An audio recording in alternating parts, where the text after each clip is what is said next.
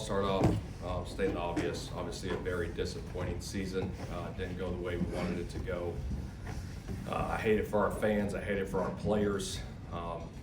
It wasn't good enough. Bottom line, 500 in this league is not good enough. And I'm honored to be the head coach here, and privileged to be the head coach here. And I'm gonna do everything in my power and work tirelessly to get this thing fixed this offseason so we can get over the hump and get into the postseason. So with that, ready when you guys are. Shane, when you look back at this season, or really throughout the first 3 years of your tenure, why do you think this team hasn't been able to win late in the season? I know we asked it before, which is 9-17 in December, January. Yeah, I mean, that's going to be a deep study of mine this offseason for sure.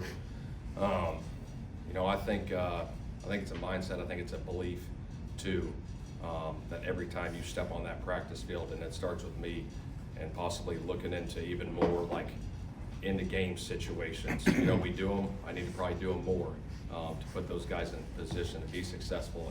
When those situations occur. So that's going to be something I'm going to look at deep, obviously, because you got to be great in November and December, and we weren't good enough this year. Shane, whenever you guys have this plan moving forward, you kind of give us indication that Daniel Jones is part of those plans. Is that right? And how do you see him being part of this team moving forward? Yeah, obviously, what Daniel did for us before the injury was phenomenal. So those are conversations that I'm sure will take place with myself and Chris and Daniel, as we go through that process. Do you think he wants to be back? I believe so. He was playing really good football for us before the injury. So obviously, like I said, we'll have those conversations. How do you handle the decision given that he's rehabbing an injury, just from the injury standpoint? Yeah, I think you talk to the medical doctors and see how the rehab process is going to go. But I do know he's going to attack the rehab process the right way. I have no doubts about that. Like I said, he's already been in he's still in all the meetings. Obviously, rehabbing as much as he can. He's really just resting it right now. But he's been going about it right now. Given the nature of that injury, do you at least have to approach it conservatively, just in terms of like due diligence, Yeah, there's no question. Obviously, you got to do your research on it. But just from what we've gathered, just in a short time, obviously, you feel good about his rehab process moving forward. The way Riley played yesterday, does it make you second guess at all the decision to go with Phillip instead of Riley down the stretch? I think it was a great learning experience for Riley to be around Phillip. And then obviously what Riley did yesterday was invaluable experience too, to grow and learn. But it was very encouraging the way he played yesterday. He did a lot of good things for us. Given Daniel's injury history, if he is brought back, do you have to have other contingency plans built in place? Yeah, those are all conversations that'll take place, in the offseason, James. There has been some question about like when you did bring Phillip in, had Riley played, obviously he could have gotten that experience. I don't know how when you made that calculation, I guess, looking back at it, did you miss anything, you feel like? Yeah, I think part of it was the reason we brought Phillip in too is because Riley had a knee at that moment. So Sure. It was, hey, we need to do something. And so when we brought Phillip in, obviously we didn't bring Phillip in to sit on the bench. And again, that experience with Phillip being here, I think, was great for everybody involved. The team, the offense, and just having his veteran leadership was huge. So you would do it, you'd approach it the same if you had to do it over again, I assume. Yeah. Shane, during your tenure, you go 25-26, and you're 7-22 against winning teams. Why, not having success against teams that are good? Yeah, that's not good enough. Is the bottom line, and I got to find the answers to that for sure, because we got to get over the hump. Like I said, 500 is not good enough in this league. You got to get over the hump. You got to get your butt in the postseason, and we got to find ways to do that. Win the tight games. Do a better job of that, putting the guys in position, training camp, practice, whatever it is to get over that hump. Those late game situations, I know we've asked you about, they've come up a lot the last chunk of the year.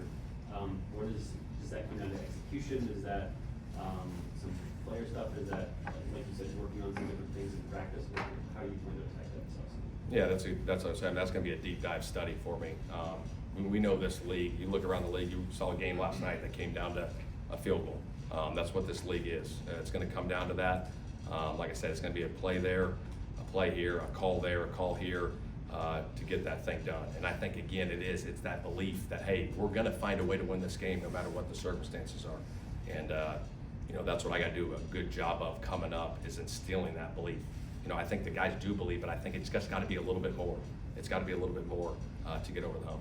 Not just losing a couple of those here or there, but I think 5 of those 7 losses you guys at the end of the year have been those one-score games. Is that maybe more concerning than just kind of having those sprinkled throughout the year, having a string of those? I mean, so you feel like this team is going to fight, but.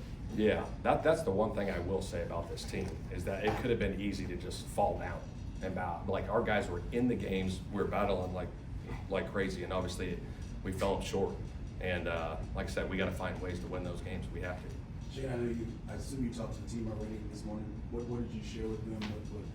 What did you share with them? Yeah, basically what I'm sharing with you guys, pretty much. Like 500 is not good enough, and I'm going to work tirelessly to try to figure that out and get it fixed. For these guys moving forward, because they deserve that. This city deserves that. The fans deserve it, and we got to be better. Bottom line. This time last year, one of the big themes going into the offseason was complacency and making guys uncomfortable and raising the competition level. Do you feel like that improved through the year? Is it something you guys still need to address? Yeah, I did. I think every year, you guys heard me say this, but every year is a new year. I mean, not all the same faces are going to be in this building. That's the business we're in. And so that camaraderie, that commitment to each other, you got to rebuild that every single year. That starts in the off season, moving into training camp and into the season.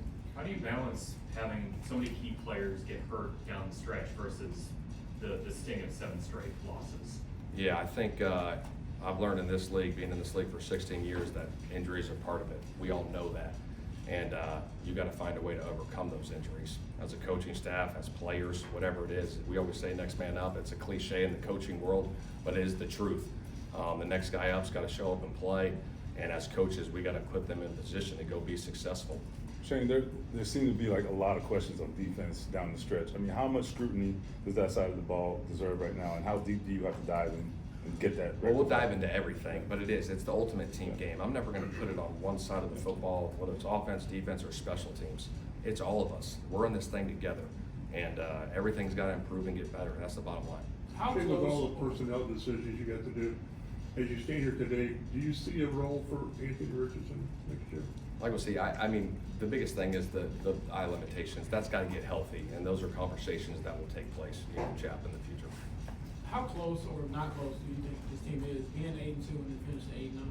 Yeah, I think that's a loaded question. It's like, what do you mean close? Like, is it Super Bowl close, or is it playoff close, a division champion? Well, do you think you have a good team?